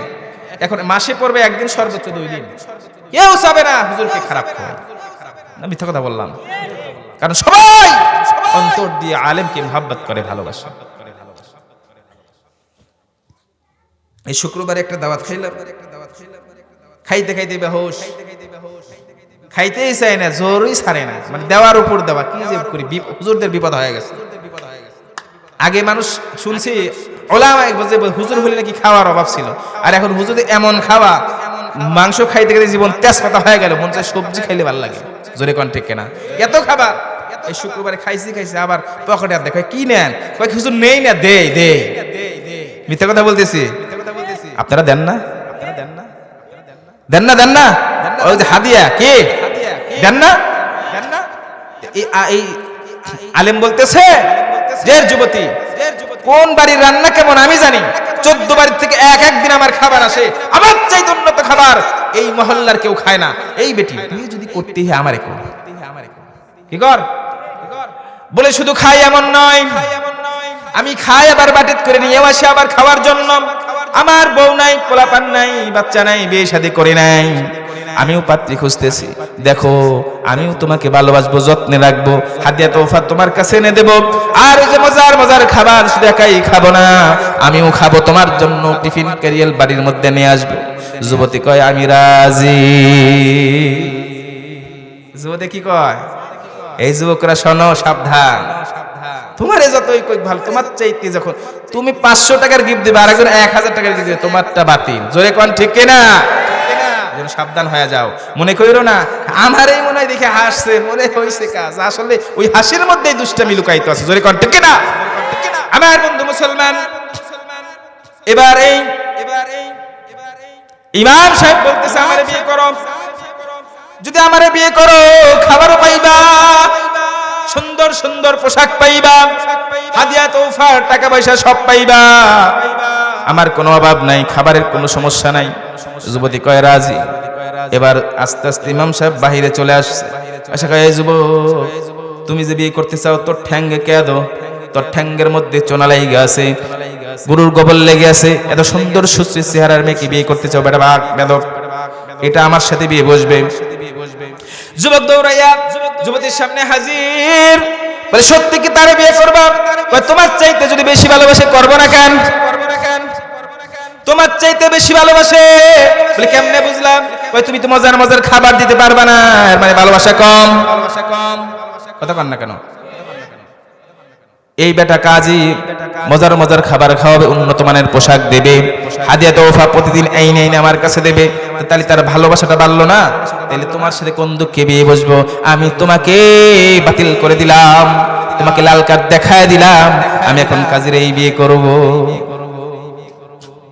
আমার বন্ধু মুসলমান যাইতে যাইতে ছেলেটা অস্থির হয়ে গেল। বলে কি আমার সঙ্গে ভাব জমাইয়া আমার এই কষ্ট দিয়া নদীর ওপার থেকে ফুল আনাইলো, আমার গরু ছাগল কই ছুটে গেল খবর নাই। জরিমানার ভাব তো হয়ে গেছে। কি বলেন? গরু ছাগল রেখে আসছে না মাঠে, আমার তো জরিমানার ভাব জমে গেছে, হয়ে গেছে। উপায় কি? না, আমি ওকে সহজে রাগ হয়ে গেছে, আমি সহজে ছাড়বো না, থানায় যাব। থানায় চলে গেছে। থানায় পরে আগে এলাকার মেম্বারে গেছে। মেম্বার সাহেব কি কোন? এলাকার মেম্বারের কাছে আগে যাব সালিশ করার জন্য। যুবক দৌড়াইয়া মেম্বারের কাছে হাজির। মেম্বার সাহেব বিচার চাই। কি এর বিচার? আমার প্রেমিকারে ওই যে আপনাদের মসজিদের ইমাম এই বেটা বিয়ে করতেছে। কয় তাই নি? বলে চল যাই। এত বড় স্পর্ধা ইমাম সাহেবের, একজনের প্রেমিকারে ভাগায় বিয়ে করতেছে, এত বড়, চল যাই। এই বেচারা মেম্বার এখনো বিয়ে করে নাই, কিন্তু বুঝলেন কথা ভালো করে? এর ফিনিশিং কিন্তু সুন্দর। হাসতেছেন, শেষে শিক্ষা আছে, যদিও কথাটা হাসি। রাগ করতেছেন আপনারা? ওই দুই একজন উঠে যেতেছে। আচ্ছা, কেউ যদি এমনি যদি টান দিয়ে বসায় দিবেন, বেটা বেদব ভয়, ঠিক কিনা? জোরে কর। তাফসীরুল কোরআন মাহফিল, ওই শয়তান কিন্তু ওয়াসওয়াসা দেয়, যা উঠ। আছে না নাই? অনেকে অবশ্যই ইস্তেঞ্জায় যায়, আবার অনেকেই আছে না নাই কি করতে যায়? আছে না? তাই বললাম না কি? আমার বন্ধু মুসলমান মেম্বার হাজির হয়ে গেল। এই ইমাম সাহেব কই? মেম্বারের কণ্ঠই তো উঁচা। কথা কন না কেন? ক্ষমতা আছে না নাই? ক্ষমতাবান মানুষ কণ্ঠ নিচে হবে না উঁচা হবে? কণ্ঠটাই তো উঁচা। বলে ইমাম কই রে? কাজী ইমাম কই? দরজা খুলে দেওয়া হলো। কি বলেন? মেম্বার সাহেবের সাথে কোথায় বসতে দেবে? হুশ হারায় ফেলছে কাজী। বসেন। মেম্বার আসছে না, সিট মিট সুন্দর করে গুছায় বসতেছে। কয় বেটা কি শুরু হয়েছে? এলাকায় কি শুরু করছেন আপনি? ইমাম সাহেব, হ্যাঁ কি করতেছেন? কি করলাম? কিছু তো করি নাই। কয় আপনি আরেকজনের প্রেমিকারে এনে বিয়ে করতেছেন? এই কথা। আমি তো ভাগানি নাই, যুবতী তো আমার লোকে বিয়ে বসতে রাজি হয়েছে। কোন যুবতী? ডাকছে, ডাকলে তো কাম সারা। কয় ডাকো, কেমন যুবতী দেখি। এবার যুবতী ডাক দিছে, এই কই আসো। সুন্দর ড্রেস পইরা ইমাম সাহেবের পাশে আসছে। উন্নত মানের একটা ড্রেস দিছে, পরো। নোংরা ড্রেস খুইলা উন্নত মানের ড্রেস পইরা যখন মেম্বারের সামনে আসছে, মেম্বার দেইহা বেহুশ হয়ে গেছে। এখনো বিয়ে করে নাই। মেম্বার বেহুশ, রাগ করতেছে। উপমা দিচ্ছি আর কি। মেম্বার দেখি বেহুশ হয়ে গেল। হায় বলে কি এই মোল্লারে বিয়ে করবি? এর বেতন দেই আমি, হ্যাঁ আমার মহল্লায় খাইতে দেই আমি, রেডিং করে দেই, কবে কই খাবে না খাবে সব হলো আমি। এখন যদি ওরে বাদ দেই, ওই এলাকা থেকে চলে যাবে। জোরে কোন ঠিক কিনা? ক্ষমতা হইলো আমার। আর তুই বেটা এই ইমাম, তুমি ইমাম সাহেব, আচ্ছা ঠিক আছে ইমাম সাহেব বলতেছে আপনি একটু বাইরে যান, আমি পার্সোনাল কথা বলি, আসলে বিয়ে বসবে কিনা আপনার সাথে। সালিশ করতে হবে না? যুবক দরজায় দাঁড়ায়, যুবক অপেক্ষায় আছে। মেম্বার তো আমার চাচা হয়, আমার পক্ষে, আমি এলাকার ছেলে, আমার পক্ষেই রায় দেবে। জোরে কোন ঠিক কিনা? মেম্বার অপেক্ষায়, মেম্বার ভিতরে, যুবক বাহিরে। ওর টেনশন নেই, ও বলতেছে না রায় আমার পক্ষে হবে। মেম্বারকে পাঠিয়ে দিছি। আর ইমাম সাহেব বেটা বেদক, হ্যাঁ নামাজ কালাম পড়ে এই বেটা আমার প্রেমিকারে বিয়ে করতে চায়। মেম্বারকে তো বুলিয়ে দিছি, এবার ওর চাকরিও থাকবে না, আর বিয়েও করা লাগবে না। এই চিন্তা নিয়ে ও সুন্দর করে হাওয়া খাচ্ছে দরজায়। আবার মেম্বার বলতেছে, কাজী যাও তুমি একটু সাইড হও, আমি স্পেশাল কথা বলবো। কাজী সাহেব সাইডে চলে গেল, আর চোখে তাকায়, হায় কি জানি কথা কয়। মেম্বার সাহেব বলে, যুবতী তুমি কি কাজে বিয়ে করবা? বলে জি। তাইলে প্রেম কেন যুবকের সাথে করলা? কয় যুবক ভালোবাসে। কি বাসে? কয় যুবক আমারে ভালোবাসছে। কয় তাইলে তারে বাদ দিয়ে কাজীরে কেন? কয় কাজে ওর চাইতে বেশি ভালোবাসে। কয় কেমনে বুঝলা? কয় ওর চাইতে ওর সম্পদ বেশি। মেম্বার সুযোগ নেয়, বলে বেটি এর বেতন দেই আমি যদি বেতন না দেই, মহল্লার খাবার বন্ধ করে দেই, ইমামতি বাতিল হয়ে যাবে, খাওয়া বন্ধ হয়ে যাবে। ওর চাইতে সম্পদ আমার বেশি, একটা সাইনে লাখ লাখ টাকা ইনকাম করে আসে না নাই? যদিও মেম্বার সাহেব বালা, অন্যান্য জায়গায় কি সবাই বালা? এই কথা কর না কেন? অন্যান্য জায়গায় টেন্ডার বা চাঁদাবাজ আছে না নাই? টেন্ডারবাজি চাঁদাবাজি করে করে অর্থ সম্পদ করতেছে এমন মেম্বার বাংলার জমিনে আছে না নাই? ওই এমন মেম্বার দেখে বলতেছে, যুবতী আমার সাথে যদি বিবাহ করতে বসতে চাও বসতে পারো, ওই মোল্লায় 2 টাকা 10 টাকা 100 টাকা 500 টাকা নোটাই না তোমারে হাদিয়া দিব। আর আমি একটা সাইন যদি করি, বাথরুম সহ ওটাও খায়া ফেলামো। আছে না নাই? এখন বাথরুম খাওয়া বোঝেন তো? মনে করেন যে বাথরুমের একটা প্রজেক্ট আসছে, বাথরুম করবে, বাথরুম করে না খায়া ফেলা, মানে বাথরুম খাওয়া হলো না। কথা কন না কেন? এই টাকা তো বাথরুম করার জন্য বাজেট হয়েছিল, বাথরুমের টাকাও খায়া ফেলে। জোরে কন ঠিক কিনা? আমার বন্ধু মুসলমান, এই মেম্বার বলে যুবতী ও তো দেয় খুরসা টাকা, আর আমি চেক দেব, চেক, এক চেকে তোর জীবন চলে যাবে। এবার তুই বল, মোল্লার বিয়ে করবি না মেম্বারে করবি? যুবতী বলে আমি মেম্বারের সাথে বিয়ে বসবো। কার সাথে বিয়ে বসবে? বলে কেন? একটু পরে কাজে আসছে, কয় আমি তোমার তুমি বাতিল, আমি মেম্বারের সাথে চলে গেলাম। বলে কেন কেন? তুমি না আমারে ভালোবাসো। তোমার চাইতে মেম্বার কি দেবে? তোমার খুরসা টাকা করার টাইম নাই আমার। মেম্বার পেটি পেটি এনে দেবে, একটা খুসাই খুসাই বাথরুমের টাকাও এনে দিবে, রাস্তা মারবে, টেন্ডারবাজি সাদাবাজি করে আমাকে এনে দেবে। অতএব তার সম্পদ বেশি, অতএব তুমি বাতিল, তোমার চাইতে সে আমারে বেশি ভালোবাসে। অতএব আমি মেম্বাররেই বিয়ে করবো। মেম্বার নিয়ে চলে গেছে, যুবতীরা মেম্বার চলে, তাই আমার বাসায় যায়, বিয়ে করা লাগবে না, বিয়ে করা লাগবে না, এই কাজে দিয়ে আর বিয়ে করানো যাবে না। কেন? এই কাজে বিয়ে করতে চাইছিল ও বেদ্যপ, অন্য কাজে দিয়ে বিয়ে করবো, চলো যাই অন্য হুজুর দিয়ে বিয়ে করবো। তোমার এই হুজুর ভালো না, কারণ এই হুজুরটা বিয়ে নিজেই করতে চাইছিল, এই ভালো না। মেম্বার হাত ধরে নিয়ে যাচ্ছে, যাওয়ার সময় যুবক বসা, যুবক কয় চাচা, চাচা আমাকে যাইতে দে, বউ নিয়ে যাইতে দে, কিনে যাইতে দে, বউ নিয়ে যাইতে দে, সর বেটা সর, তোর দিয়ে গন্ধ বাড়াইছে, তোর পায়ের মধ্যে কি, পায়ের মধ্যে গোবর আর চোনা লেগে আছে, তুই বেটা সর, আমার ধারে কাছে আসবি না। এই বেটা গালে হাতে, কি করলাম আর কি হইল? এবার মেম্বার যখন নিয়ে চলে যায়, এবার ইমাম সাহেব গালের মধ্যে হাত দিয়ে কয় বুদ্ধি পাকানো লাগবে। ওই যুবকরে জায়গায়, যুবকরে তুইও ফাইলি না আমিও ফাইলাম না, মেম্বারেও খাইতে দেব না, চল যাই। কই যাই? আমি তো কিছু বুঝি না। ইমাম কয় আমি একটু শিক্ষিত তো, চল যাই। কোন যাওয়া লাগবে? যাই। বলে কই? কয় থানায় যাই। কই যাবে? কই চল থানায় যাই। থানায় থানায় যাইয়া প্রধান স্যারের সাথে কথা বলবো। কয় চলেন। কয় আমরাও খাবো না, ওরেও খাইতে। এমন দল বাংলাদেশে বর্তমানে আছে না নাই? আমিও খাবো না, তুমিও খাবা না, আমারে খাইতে দিলে তোমারে খাইতে দেব, নাইলে কাউরে খাইতে দেব না। জোরে কোন ঠিক কেনা? মেম্বারের ওই মেয়েকে বিয়ে করতে দেব না, চলো যাই। কাজী সাহেব আর এইদিকে আল্লাহর বান্দা যুবক থানার মধ্যে হাজির, সবচাইতে বড় এসআই। কোনটা বড়? দেখে বিশাল ভুরিওয়ালা, বুঝেন নাই? খাইতে খাইতে টেবিল সামনে, টেবিলের সাথে মেনু আছে, মনে করেন যে টেবিল পর্যন্ত বুড়ি চলে গেছে, মনে আছে না? না, ঘুষ খাইতে খাইতে খাইতে খাইতে পেট বাড়তে বাড়তে টেবিল পর্যন্ত চলে গেছে। জোরে কোন ঠিক কিনা? আপনাদের এলাকায় মনে হয়, থানায় এমন মনে হয় নাই, এমন এরা গুসটুস খায় না? কি বলে? খায়, এখানেও খায়। আল্লাহ কই কি, নয় পাড়ায়ও খায়। আমার বন্ধু মুসলমান, কথা সংক্ষেপ করতে হবে, সমস্যা নাই। যদি একটু সময় বেশি আলোচনা করি অসুবিধা হবে আপনাদের? থাকবেন তো না? আমাকে রেখে চলে যাবেন? চলে যাবেন না তো? বিপদে মেম্বারের বিপক্ষে বলছেন, বিপদে হুজুরি ফুরুক। আমার বন্ধু মুসলমান থানায় চলে গেছে, বড় এসআই ভুড়িওয়ালা। এই বেটাও বিধবা বিয়ে করে নাই, এই বেটাও কি, এই বেটাও বিদ্যার মতো বিয়ে এখনো করে নাই। যুবক আর এই আলেম যাইয়া তার চেয়ারের সামনে বসে বলতেছে, কি খেদমত করতে পারি বলেন, কি সমস্যা আপনাদের? বলে বিশাল সমস্যা। বলে কি? আমার প্রেমিকা ভাগায় নিয়ে গেছে ইমাম, ইমামের প্রেমিকা মেম্বার ভাগায় নিছে। এটা আবার কোন সিস্টেমের কথা? প্রেমিকা তোমারও, তোমারও, দুইজনের প্রেমিকা একজন কেমনে হয়?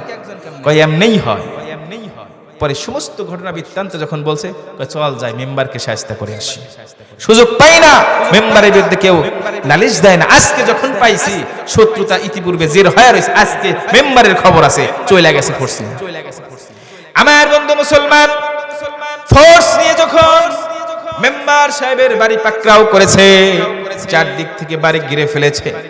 চারদিক থেকে বাড়ি ঘিরে ফেলার পরে এসআই সব বলতেছে, এই মেম্বার সাহেব আসেননি? বলে আসি, কি চান? আমার একটু সুন্দর মুহূর্ত চলতেছে, আমি বিবাহ করবো, এখন পরে আসেন। বিয়ে করবেন, ভালো। আমি কি জানেন না? কে বলে? এসআই। ও, তাড়াতাড়ি দরজা খুলেছে, এসআই আসছে, তাড়াতাড়ি। স্যার স্যার কোথায় বসবেন? জোরে কোন, ঠিক কিনা? এসআই সাহেব আসছে, মেম্বার গরম হয়ে গেছে, কোথায় থেকে কোথায় বসতে দেবে হুঁশ খুঁজে পাচ্ছে না। মেম্বার বসতে দিয়েছে, বলে কি স্যার কি লাগবে? চা না কফি, ঠান্ডা না গরম, সব দেবো। টাকার বান্ডিল লাগবে, তাদেরকে কিছুই লাগবে না। তুই নাকি অন্যের জনের প্রেমিকারে ভাগায় বিয়ে করতেছিস? নাউজুবিল্লাহ। কেমনে কোন এটা? কেমনে কোন? আমি তো করতে চাই না, বেডি তো বসতেছে। কেমন বেডি রে বসতেছে? দেই ডাক তো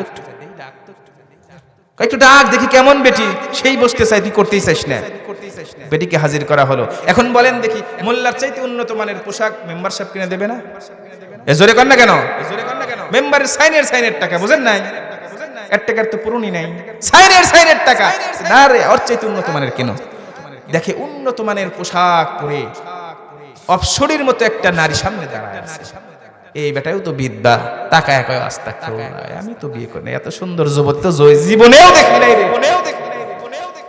ডাক দেখায়, যুবতী রে, শুনলাম তুমি নাকি রাখালের সাথে প্রেম করেছো, এরপর মোল্লার সাথেও করেছো, তাদেরকে বাদ দেবার মেম্বারের সাথে তোমার কি? আমি মেম্বার আমারে ভালোবাসে, তাই আমি মেম্বারকে ভালোবাসি। কেমনে বুঝলাম মেম্বার তোমাকে তো যুবকও ভালোবাসে? ওই যুবকের চাইতে মোল্লাই বেশি বাসে, আবার মোল্লার চাইতে মেম্বারে বেশি বাসে। কেমনে বুঝলা? ওদের দুইজনের চাইতে মেম্বারের অঙ্কের টাকা বেশি, মেম্বারের সম্পদ বেশি, মেম্বারের সাথে টেনশন নাই, মেম্বার মারা গেলেও সমস্যা নাই, যা আছে সারা জীবন বসে খাইতে পারবো। জোরে কোন থাকেন? অতএব এই জন্য মেম্বারকে আমি বিয়ে করবো, মেম্বারের সাথে বিয়ে বসবো। এবার এসআই চিন্তা করে না, এ তো সুযোগ নেওয়ার লাইন, এ তো সুযোগ নেয় শুধু মেয়েটা, আমি একটি সুযোগ দিয়ে দেখি, জুটি যদি বাটে আনতে পারি আমিও তো বিবাহ করি নাই। এসআই বলে, শোন, এর মতো শত শত মেম্বারকে মাঝে মাঝে রিমান্ডে মার দেই। কথা কন না কেন? মেম্বার অর্থ ইনকাম করে, সাইন করে যেটা আনে, আমাদের কাছে ধরা পড়লে চাইতে ডবল আবার আমাদের পকেটে গুঁজে দেয়। কথা কন না কেন? অতএব তুমি যখন সম্পদের জন্য বিয়ে বসবা, আমি কিন্তু বিদ্যা বিয়ে করি নাই, তুমি যদি রাজি থাকো আমি তোমাকে বিবাহ করতে চাই। যুবতী চোখ বন্ধ করে বলে, আমি রাজি। রাগ করতেছেন মনে হয়? ওই যে একজন উঠতেছে, দেখিয়ে যে একজন দুজন উঠতেছে, কেন ওঠে কেন? আমার বন্ধু মুসলমান, আমার বন্ধু মুসলমান, এইভাবে চলতে চলতে চলতে চলতে সর্বশেষ কোন পর্যন্ত চলে গেল আমি মাঝখানে সংক্ষেপ করে দিলাম, সময় কম। সময় আয়াত পড়েছি, তাফসিরও করতে হবে, কালেকশনও সব করতে হবে। আমার বন্ধু মুসলমান, এবার সর্বশেষ প্রাইম মিনিস্টার, একটা দেশের প্রেসিডেন্ট, কথা কন না কেন, এই বিচারটা প্রাইম মিনিস্টার পর্যন্ত চলে গেছে। মাঝখানে কিন্তু সংক্ষেপ করে দিলাম। আমার বন্ধু মুসলমান, যখন শেষ পর্যন্ত প্রাইম মিনিস্টার পর্যন্ত চলে গেছে, এই প্রাইম মিনিস্টার পর্যন্ত চলে যাওয়ার পরে প্রাইম মিনিস্টার একই কথা, যে আমি বিবাহ করলে তুই বসবি নাকি? এবার যখন দেখে তাদের মধ্যে গন্ডগোল সৃষ্টি হয়ে গেছে, তাদের মধ্যে সৃষ্টি যখন হয়ে গেল, আমার বন্ধু মুসলমান, এই সময় এই যুবতী বলে, না না না, এইভাবে হবে না, তোমরা এই নদী বরাবর দৌড়ান শুরু করবা, সবচাইতে আগে আমাকে যে ধরতে পারবে তার সাথে আমি বিবাহ বসবো। এই যুবতী সমস্ত তাকে যারা যারা বিবাহ করতে চেয়েছে সবাইকে নিয়ে নদীর কিনারায় চলে গেছে। নদীর কিনারায় যাওয়ার পরে বলে, এই যে আমি দৌড়াবো, 2 মিনিট পরে সব দৌড়াবেন, যে আমার আগে দৌড়বে তার সাথে বিবাহ বসবো। আল্লাহর বান্দি যুবতী দৌড় শুরু করছে, নদী পাতাইলাম, দৌড়াইতেছে দৌড়াইতেছে, পিছনে পিছনে সব দৌড়াইতেছে, দৌড়াইতে দৌড়াইতে ধাক্কা খাইতে খাইতে একটা একটা পয়রা যায়, আছে না নাই? পড়তে যাইতে যাইতে শেষ পর্যন্ত সব পড়তে পড়তে শেষে যুবক হইল সবচেয়ে নওজোয়ান, টিকছে কিন্তু ধরতে পারে না। যুবক অস্থির হয়ে গেছে, ডেকে বলে, আল্লাহর বান্দি যুবতী রে, বিয়ে বসা লাগবে না, তোর পরিচয়টা দে। যুবতী বলে, গাদার গর্দপের দলেরা সর, আমার নাম হলো দুনিয়া। একজন ডাকাত থেকে শুরু করে প্রাইম মিনিস্টার পর্যন্ত আমায় ধরতে চায়, আমাকে মোহাব্বত করে ভালোবাসে, আমি দুনিয়াকে চাকচিক্য রাখতে চাই, কিন্তু আমি দুনিয়া কারোর সাথে ধরা দেই না। সবাইকে আমি আমার নাকের দড়ি দিয়ে শুধু ঘুরাই আর ঘুরাই। জোরে কোন ঠিক না বেঠি? কথা বুঝে আসছে এখন কিছু? আমার বন্ধু মুসলমান, এখন সরাসরি তাফসীর হবে, আর বাহ্যিক কোনো কথা নয়। আমার বন্ধু মুসলমান, আমি আপনাদের সামনে কোরআনুল কারীম থেকে সূরা বাকারার প্রথম কিছু অংশ তেলাওয়াত করেছি। আল্লাহ তাআলা রব্বুল আলামিন যদি চাহে উক্ত আয়াতগুলোর উপরে তাফসীর করলে রাগ করবেন নি। আমার বন্ধু মুসলমান, আল্লাহ তাআলা রব্বুল আলামিন কোরআনুল কারীমের মধ্যে সূরা বাকারা, এই বাকারাতুন শব্দের অর্থ হলো গাভী বা গরু। যাই হোক, শাব্দিক অর্থের দিকে যাব না। আল্লাহ তাআলা রব্বুল আলামিন সূরা বাকারায় প্রথমেই বললেন বিসমিল্লাহির রাহমানির রহিম, আলিফ লাম মিম, যালিকাল কিতাবু লা রাইবা ফীহি হুদাল লিল মুত্তাকিন।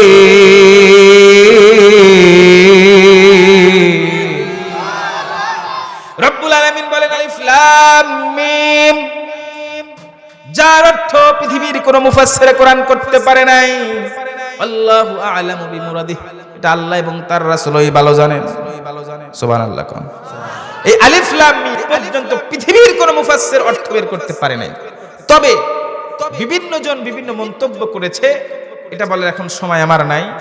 আবার যদি আল্লাহ কোনোদিন আনে বলবো, আপাতত ব্রেক দিয়ে সামনের দিকে অগ্রসর হই।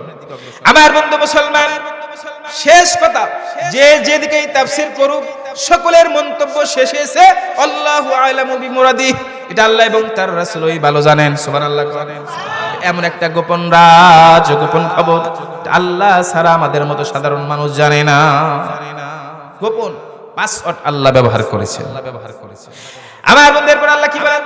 যালিকাল কিতাবু লা রাইবা ফীহি হুদাল লিল মুত্তাকিন। যালিকাল কিতাবু লা রাইবা ফীহি, এটা এমন একটা কিতাব, যেই কিতাবের মধ্যে সন্দেহ দূরের কথা, সন্দেহের কোনো অবকাশ পর্যন্ত নাই। সুবহানাল্লাহ বলেন।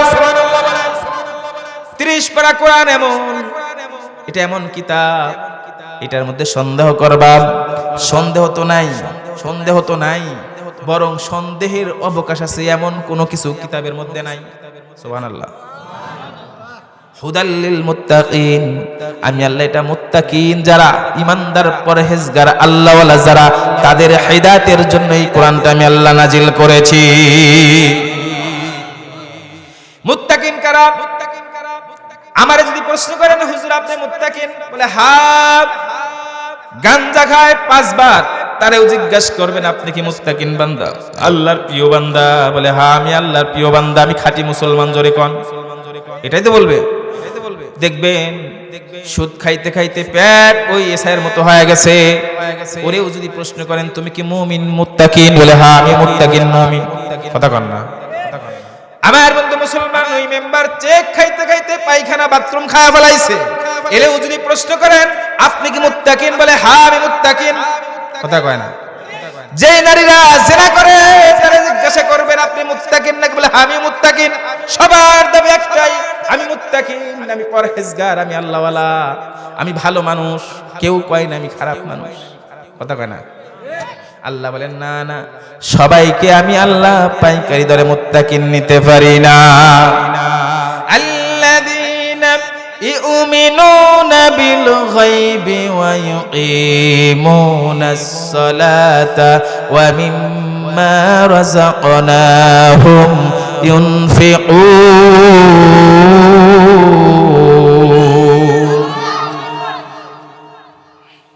আল্লাহ বলতেছেন মুত্তাকিন যদি হইতে চাও তাইলে তোমাদের এর কিছু বৈশিষ্ট্য থাকা লাগবে, কিছু গুণ থাকা লাগবে, কোয়ালিফিকেশন যোগ্যতা থাকা লাগবে। এই কোয়ালিফিকেশন যোগ্যতা, এই সিস্টেম যদি, এই বৈশিষ্ট্য সিমটম যদি তোমাদের মধ্যে থাকে তাইলে বুঝবা তুমি মুত্তাকি। আর এই সিমটম যদি তোমার মধ্যে না থাকে তাইলে বুঝে নিও তুমি কিন্তু মুত্তাকি না।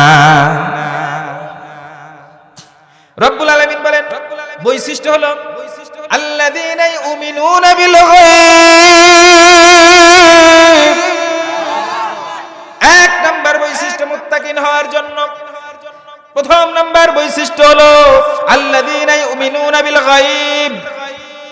গায়বের প্রতি বিশ্বাস স্থাপন করা লাগবে। এখন বলবেন গায়েব কি জিনিস? আল্লাহর দেখা যায়নি, কথা কয় না, জোরে কোন আল্লাহর দেখা যায়নি। ওয়াল্লাহুল্লাযী লা ইলাহা ইল্লাহু আলিমুল গায়বি ওয়াশ শাহাদাতি হুয়ার রহমানুর রহিম।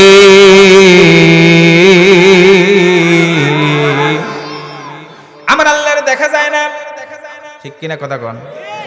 আমার আল্লাহ আলিমুল গায়ব। জান্নাত দেখা যায় না, জোরে কোন ঠিক কিনা? একজন হাত তুলে বলেন হুজুর জান্নাত দেখছি। আছেন? জান্নাত দেখা যায় না, জাহান্নাম দেখা যায় না, হাশরের ময়দান এখনো কেউ দেখে নাই, মিজান দেখা যায় না, আল্লাহর ফেরেশতারেও দেখা যায় নাই, আমরা দেখছিনি। এই জালিমুল গায়ব, কবর আযাব দেখা যায়নি, একটু জোরে কোন। আজ পর্যন্ত পৃথিবীর কেউ এমন যন্ত্রকে আবিষ্কার করেছে কবর আযাব বা কবরের মধ্যে কি হচ্ছে দেখা যায়?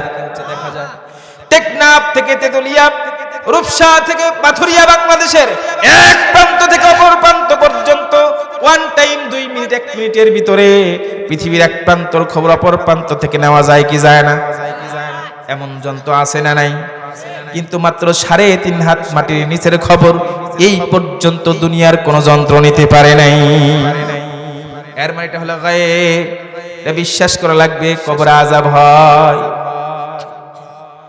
ছোট্ট একটা ওয়াকিয়া বলি, আমার বন্ধু মুসলমান পাকিস্তানের একজন সেনাবাহিনী কবরস্থান পাহারা দেওয়ার জন্য যখন নিযুক্ত হয়েছে, বাংলাদেশে এই সিস্টেম নাই, পাকিস্তানে কবরস্থানগুলা সৈন্য দিয়ে পাহারা দেওয়া হয়। পাকিস্তানের একজন সেনাবাহিনী কবরস্থান পাহারা দেওয়ার জন্য যখন নিযুক্ত হয়েছে, এই বেটা আবার নতুন নতুন বিয়ে করছে। কি করছে? নতুন নতুন বিয়ে করছে। এখন ডিউটিতে পড়ে 2 জন। যখন 2 জন ডিউটিতে পড়ে, 2 জন মিল করেছে, ভাই আমি নতুন বিয়ে করছি, আমি সপ্তাহে 3 দিন পাহারা দেব, মাঝে মাঝে আমি যাব, মাঝে মাঝে তুমিও বাড়িতে যাও, একা একা একটু পাহারা দিলাম, আমরা একটু ভালো হইল, কথা কন না কেন? এই চিন্তার চেতনা করে পাকিস্তানের সেনাবাহিনীর একজন সৈনিক একা একা সেই দিন কবরস্থান পাহারা দিতেছে। কবরস্থান যখন পাহারা দিতেছে, হঠাৎ করে তার কানের মধ্যে কটকট কটকট সাউন্ড চলে আসলো। হঠাৎ করে যখন কটকট কটকট সাউন্ড চলে আসলো, আল্লাহর বান্দা সৈনিক টর্চ লাইট মেরে সমস্ত কবরের উপর টর্চ লাইট মারতেছে। আওয়াজটা কোথা থেকে আসে? এমন সাউন্ড কোথা থেকে আসে? আস্তে আস্তে আস্তে আস্তে সব কবরের মধ্যে টর্চ মারে, কোনো কবরে কিছু আলামত বোঝে না। সর্বশেষ দেখে কন্যার একটা কবর ভাঙা দেখা যায়। আস্তে আস্তে ভাঙা কবরের দিকে আল্লাহর বান্দা আগায়া গেল। আস্তে আস্তে যখন আগায়া গেল, আল্লাহর বান্দা টর্চ লাইট ধরে ভাঙ্গা কবরের সামনে যখন গেল, আল্লাহর বান্দা কিতাবের মধ্যে বর্ণনা করেন, কবরের আযাব নামক কিতাব আছে, এই কিতাবের মধ্যে লিখেছেন লেখক, আল্লাহর বান্দা পাকিস্তানের সেনাবাহিনীর এই সৈনিক আস্তে আস্তে যখন কবরের সামনে হাজির হয়ে গেল, কবরের সামনে যায় দেখে এই কবরের মধ্যে একটা কঙ্কাল শোয়া আছে। আর আমাদের বাংলাদেশের রক্তচোষার মতন প্রাণী চেনেন না? চেনেন না রক্তচোষা? এমন একটা প্রাণী, এই কবরের মধ্যে যে একটা কঙ্কাল শোয়া আছে, এই কঙ্কালের হাড়ের মধ্যে কামড় দেয়, সঙ্গে সঙ্গে পুরা কঙ্কালটা সোজা থেকে বাঁকা হয়ে যায়। আবার যখন কামড় দেওয়া অবস্থায় থেকে ছেড়ে দেয়, সঙ্গে সঙ্গে কঙ্কালটা সোজা হয়ে যায়। আল্লাহর আল্লাহর বান্দা বর্ণনা করেন, আমি দেখলাম ওই সময় কটকট কটকট করে সাউন্ড হয়। এবার আমি চিন্তা করলাম এই রক্তচোষার মতো প্রাণীটা হয়তো কঙ্কালটাকে কষ্ট দিচ্ছে, না না একে সরাইতে হবে। আমার হাতের মধ্যে বন্দুক, রিভলভার, নলালা বন্দুক ছিল, বন্দুকের আগা দিয়ে মারলাম, একটা আঘাত করলাম, সঙ্গে সঙ্গে প্রাণীটা অদৃশ্য হয়ে গেল। আমি টর্চ লাইট করে ভালো করে দেখি, না না কবরের পানিটা আর দেখা যায় না। কি ব্যাপার, কই গেল কই গেল, কবরের পানিটা নাই। হঠাৎ করে উধাম, আবার টর্চ লাইট মারলাম, না না কোথাও দেখা যায় না। কবরের পানিটা যখন কোথাও দেখতে পাইলাম না, আমি আস্তে আস্তে ওখান থেকে সরে আসলাম না। এবার আমি আমার গন্তব্যের দিকে যাই। যখন আমি পিছন থেকে কবরটা পিছনে ফেলে আমি গেটের দিকে অগ্রসর হইতে লাগলাম, আমি আস্তে আস্তে যাই, কেমন যেন মনে হয় কি এমন ফুসফুস ফুসফুস আওয়াজ মনে হয় আমার কানে ভেসে উঠলো। কেন ফুসফুস আওয়াজ তো সাপের হয়, জোরে কর না কেন? আমার মনে হইল, আল্লাহর বান্দা বর্ণনা করেন, আমার মনে হইল ফুসফুস ফুসফুস সাউন্ড, এমন আওয়াজ কোত্থেকে আসে। আমি পিছনে ঘুরে যখন তাকাইলাম, পিছনে ঘুরে তাকায় দেখি ওই রক্তচোষার মতন প্রাণীটার আকৃতি অনেক বেড়ে গেছে, অনেক বড় হয়ে গেছে, হা করে আমার দিকে জিহ্বাটা বের করে আগায় আসতেছে। আমি প্রাণের ভয়ে, জানের ভয়ে বন্দুক আর রিভলভার আর লাইট সব ফেলায় মারলাম দৌড়। আমি আগে আগে যাই, কবরস্থানের এই প্রাণীটা পেছনে পেছনে আমার দিকে এইভাবে দৌড়ে দৌড়ে আসতে থাকে। আমি যতই দৌড়াই, কবরের এই প্রাণীটা ততই দ্রুত আমার দিকে অগ্রসর হইতেছে আর হইতেছে। এইভাবে যখন শুরু হয়ে গেল, এবার আমি যাইতে যাইতে দেখলাম সামনে একটা জলাশয়। আমি জলাশয়ের মধ্যে নিজের জীবনটা বাঁচানোর জন্য লাফায়া পড়লাম। আমি লক্ষ্য করে তাকায় দেখি রক্তচোষার মতন এই প্রাণীটা আস্তে আস্তে ওই জলাশয়ের কিনারায় আসলো। জলাশয়ের কিনারায় আইসা রক্তচোষার মতন প্রাণীটা নামলো না, কিন্তু তার এই যে দুইটা ঠোঁট, দুইটা কি, তার দুইটা ঠোঁট ওই জলাশয়ের পানির মধ্যে যখন ডাবায়া দিল, মুহূর্তের মধ্যে সমস্ত জলাশয়ের পানি গরমে টকবক টকবক করতে লাগলো। আল্লাহু আকবার বলে। সঙ্গে সঙ্গে অনুভব করলাম সমস্ত জলাশয়ের পানি গরমে টকবক টকবক করতে শুরু করলো। আমি সাপ্তাইতে সাপ্তাইতে জলাশয়টা পার হইলাম, ঠিক আমি টানে যায় দেখি জলাশয় পার হয়ে যখন শুকনায় চলে গেলাম, আমি ফর্সা মানুষ ছিলাম, আমি তাকায় দেখি আমার মাথা থেকে পা পর্যন্ত কালো কৃষ্ণবর্ণ হয়ে গেছে, একদম কালো হয়ে গেছে, কুচকুচে হয়ে গেছে।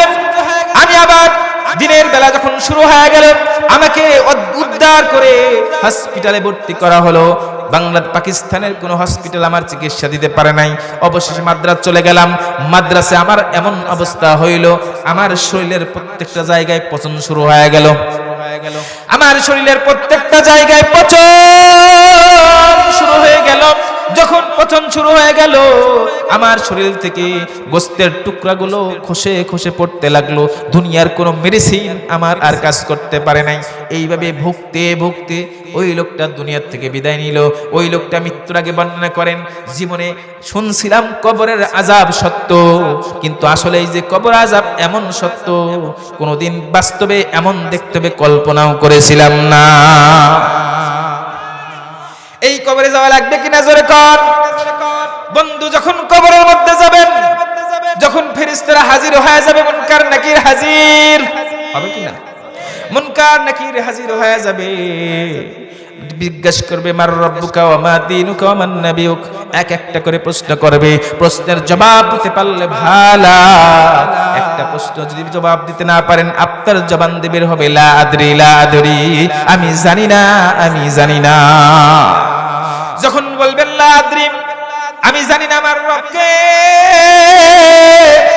আমি জানি না আমার দিনকে, দিন কি, আমি জানি না আমার নবীকে, এই প্রশ্নের উত্তর যখন এইভাবে দিবেন, কিতাবের মধ্যে এসেছে এমন ভাবে গুর্জ মারা হবে, একটা গুর্জ হাতুড়ি দিয়ে একটা বাড়ি মারবে, 60 গজ নিচে মানুষ চলে যাবে। আবার টেনে উঠানো হবে, আবার দ্বিতীয় প্রশ্ন করা হবে। আপনি বলবেন লা আদরি লা আদরি, জানি না জানি না, আমার দিন কি আমি জানি না। আবার একটা পিটন মারা হবে, আবার 60 গজ নিচে চলে যাবে। আবার টেনে তোলা হবে। এই বন্ধু মুসলমান, সেই কবরে যাওয়া লাগবে না, লাগবে না। আমার বন্ধু মুসলমান, কবরে যদি যাইতে চান কবরের সামান গুছায়া তারপর যাওয়া লাগবে। জোরে কোন ঠিক কিনা? কবরের সামান কেমনে গুছাবেন? তাফসীরুল কোরআন মাহফিলে বসেছেন আমার বন্ধু মুসলমান, এখানে অনেকে আছেন অনেকের বাবা মারা গেছে, কথা কয় না, অনেকের বাবা মারা গেছে, অনেকের মা মারা গেছে, অনেকের দাদি নাই, অনেকের দাদা নাই, অনেকের নানা নাই, অনেকের নানি নাই। এমন মানুষ এখানে আছে আপন সন্তানকে নিজের হাত দিয়ে কবর দিছে নাই। এমন মানুষ আছে আপন নাতিকে, দাদাই বৃদ্ধ হয়ে গেছে কিন্তু নাতির নিজের হাতে কবর দিছে, আছে না নাই? এমন মানুষ আছেন আপন সন্তান, আপন মেয়ে মারা গেছে, মেয়েকে কবর দিছেন, আছে না নাই? আমার বন্ধু মুসলমান, আপনার সন্তান ওই যে মৃত মানুষগুলা যদি দুনিয়ায় বেঁচে থাকতো, বলেন তো দেখি তাদের পেছনে আর্থিকভাবে প্রত্যেক মাসে কিছু খরচ হইতো কি হইতো না? জোরে কন, আর জোরে কন। আমার বন্ধু মুসলমান, তাফসীরুল কোরআন মাহফিল সাজাইলাম, কি জন্য সাজাইলাম? ওই কবরবাসীরা আমার আপনার দিকে তাকায় আছে, চাতক পাখির মতো তাকায় আছে। আইরে আমার এলাকায় তাফসীরুল কোরআন মাহফিল হয়, দেখি আমার রেখে আসা আওলাদ যারা আছে, বংশধর যারা আছে, আমার জন্য কিছু, আমার জন্য নিয়ত করে, আমার কবর আযাবের কথা চিন্তা করে একটু আমার জন্য দান খয়রাত করে কিনা।